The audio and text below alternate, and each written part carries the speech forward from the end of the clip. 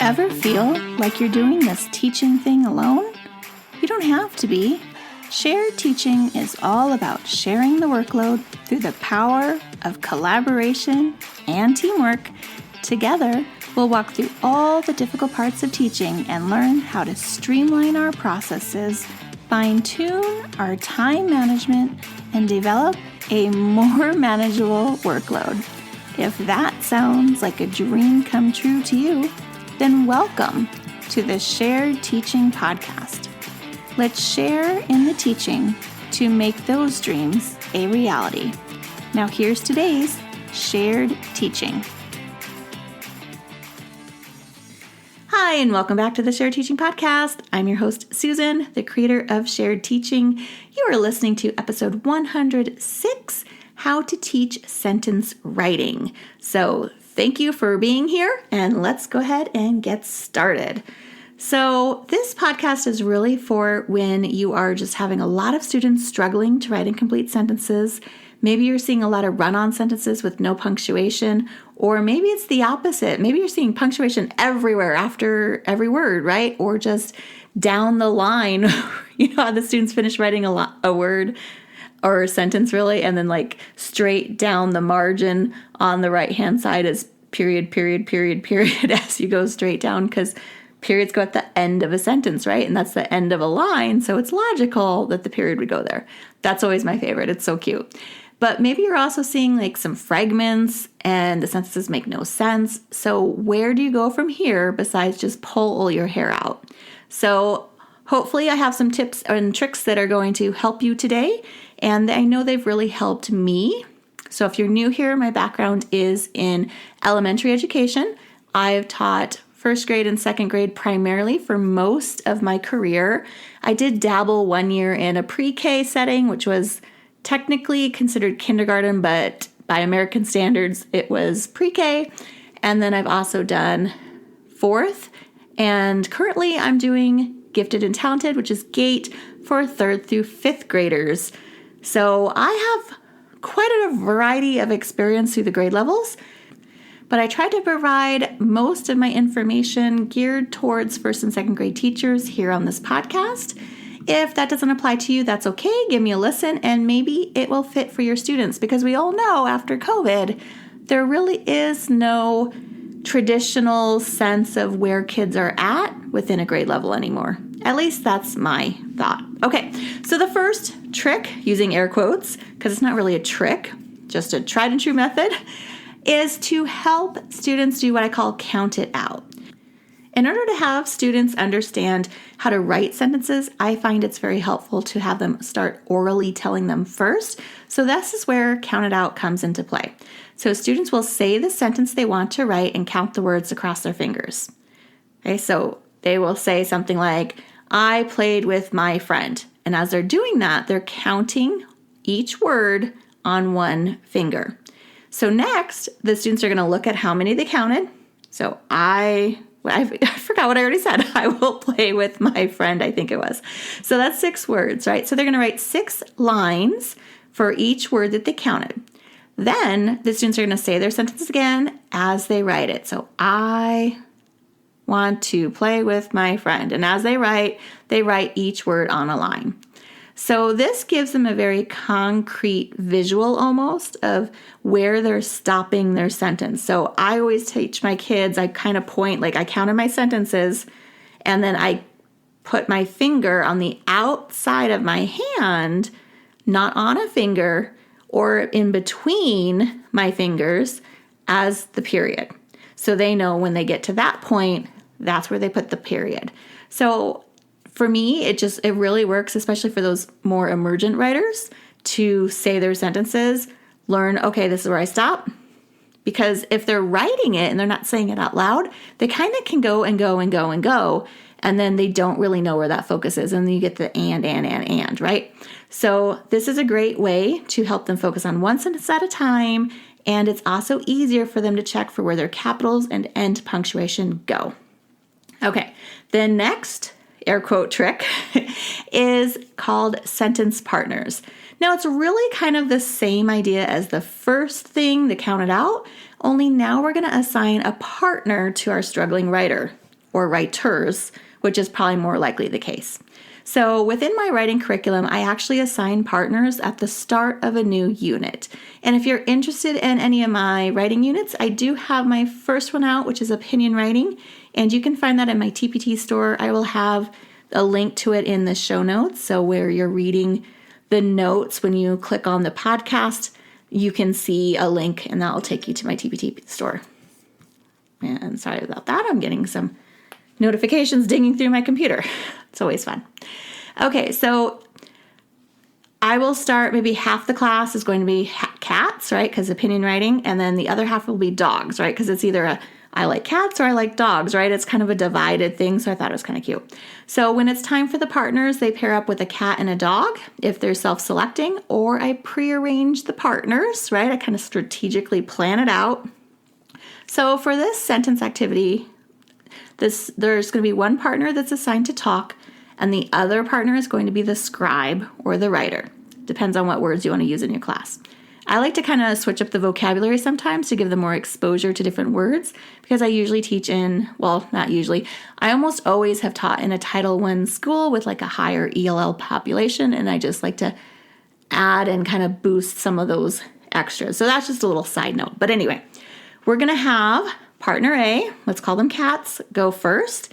Partner B, the dogs, are going to they're going to listen to the sentence.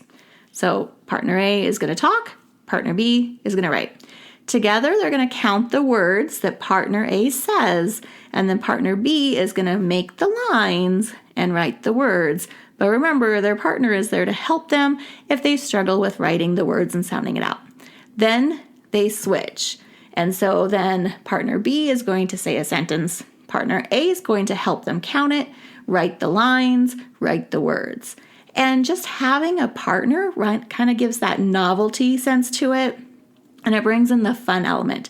Because I know every time I tell my class they can have partners, it's excitement overload.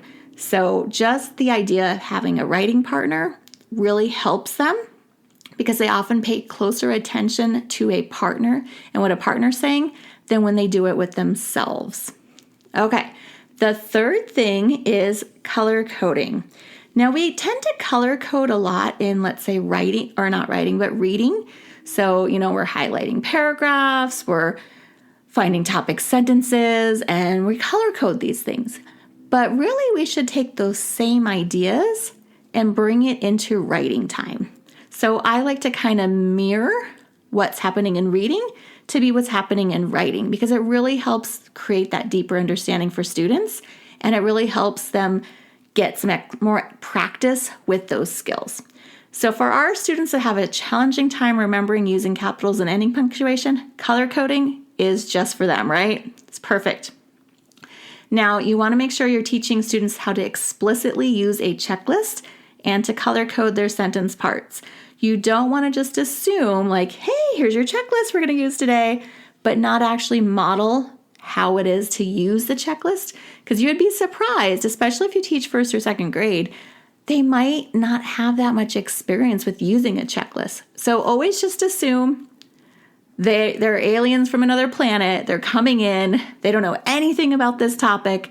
How can I use a checklist? And then you're going to teach them a little mini lesson on how to use the checklist. Because if you don't, then they're not going to use it the way you want them to use it. And your expectation and their expectations are going to be completely different. So you want to make sure that you're always on the same page with each other. So teach them how to go through this checklist if you have one, and how to actually use it, how to check their work, and then use it for a few times, right? A few different lessons, modeling and showing and practicing with it before they're kind of like released on their own, right? That gradual release model is really important for these young learners. Okay, so now depending on how much the student is struggling, I might start with just capitals or just ending punctuation. So to decide between the two, you're going to think about which one they forget the most often. So if it's both, which can be the case, especially with emergent writers, then you're going to focus on maybe just capitals. And then once you see them consistently bringing in and starting with capitals, then you're going to start doing the end punctuation. But you don't want to try to do both at the same time, because this poor writer is probably struggling just to get the sounds on the paper, right? There's so many things to remember. There's the pencil grip, the letter formation, the spaces, the words themselves, the phonics. Like, there's a lot going on in these minds just to get the words on the paper. So giving them less things to focus on is best. So I would also assign a color for each sentence part, right? Because this is called color coding. So this way, when your student looks at their piece of writing, they can quickly see, oh, look, I only have one period on this whole page. Or maybe the writing piece has 10 purple circles, right? Oh my gosh, I have 10 periods everywhere. And then you can kind of evaluate whether or not they're all necessary.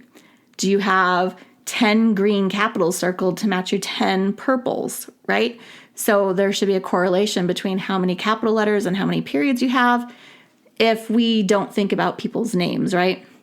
So teaching them those kind of things, like, okay, if I have 5 sentences, I should have 5 periods. Do I have the same amount of number? If I have an extra, why is that? Oh, it's a name. Okay, then it's fine. So making sure maybe even that's a mini lesson. Okay, my next one, and this is kind of a fun one, kids love manipulatives, is space sticks. So you've probably heard of these before. I know my first graders were notorious for writing words with no spaces, just all shoved together, right? You can't make heads or tails out of it because you don't know where one word ends and the next one begins. So I remember this is my beginning years of teaching. I kept reminding them, well, put your finger down as you were writing, because that's what I had seen other teachers do, right? You put your finger down and then you write the word and you move your finger over. But then I was noticing there was these gigantic spaces, right? Or the students kept forgetting to put their finger down. They were having a hard time writing around with their finger placed on the page. It didn't really work very well. It wasn't really practical. So after a long time, I finally stumbled across a product that was called Space Sticks, and I think it's from Lakeshore Learning. And there were popsicle sticks in the shape of astronauts. So they were way outside my new teacher budget. So what I decided to do instead was I got the skinny popsicle sticks and I painted them blue because at the time they did not come in colors. So lucky you guys, you can go out and actually buy already pre-colored popsicle sticks for this. And then I added little gem stickers. In fact, they weren't even stickers back then either. I'm dating myself. So I actually glued on all these little gems to make them kind of like sparkly, right? And I thought, oh, they're blue. They're kind of like gems are like sparkly, like stars. So that's why I called them Space Sticks. And they were a hit with my class. They loved them. They couldn't wait to get them from the writer toolbox. And it was very easy for them to just place it down on the page and write their word and move it over rather than like have to keep their finger in that place because their hand was trying to hold their notebook down, right? So it was just easy and it was really fun and it was novel. And once, like I just said, they loved having them in what I called their writer's toolkit. So I actually had, back in the day, plastic toolboxes that I had gotten at the dollar store.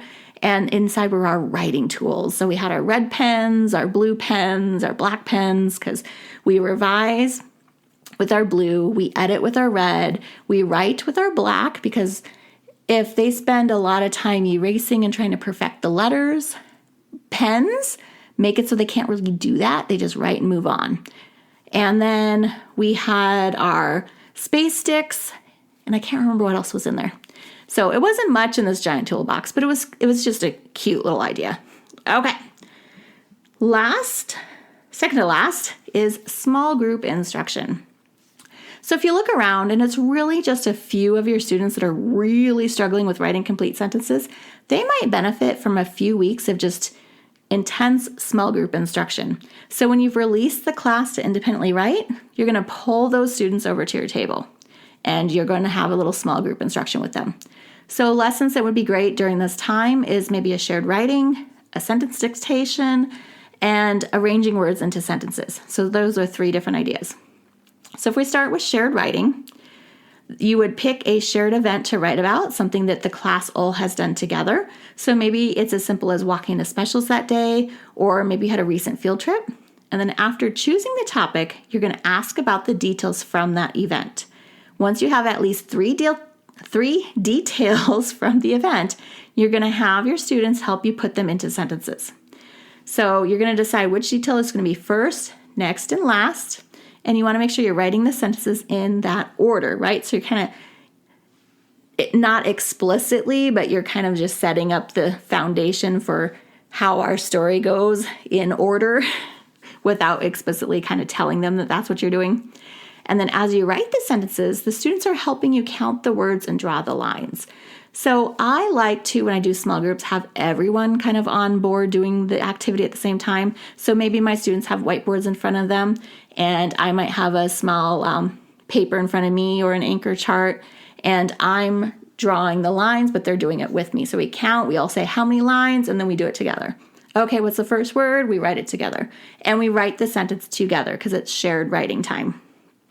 Now, an alternative to that is you can have each student dictate a sentence for the group to write. So in this case, again, everyone's going to have their own paper. They're going to write the exact same sentences, but the group is counting the words provided by the chosen student, and everyone draws the word lines and write the sentence. Then another student gives a second sentence, and you continue on through however many kids you have in the group. So you're basically just taking turns and kind of adding on to the story, but not one person's in charge of writing the whole story, if that makes sense. Okay, now if you notice students are really struggling to write the words, especially in your small group, then this is an indication that they need more instruction in phonics. So I would recommend doing some kind of phonics assessment and then providing them with a phonics chart for their writing folder if you haven't already done so. And then during reading time, you're going to have to figure out pulling them for additional phonics practice, figuring out what interventions they need, and then hopefully you'll see that come into their writing, and you'll see them using like their phonics charts more as they're writing. Okay, so the other thing with the small group is sentence dictation, which is very similar to what you would do within a reading group, where you would say the sentence and then you're just watching the students write it, and you're there to kind of help them, show them how to use their tools to write it. And then the last one is arranging words into sentences.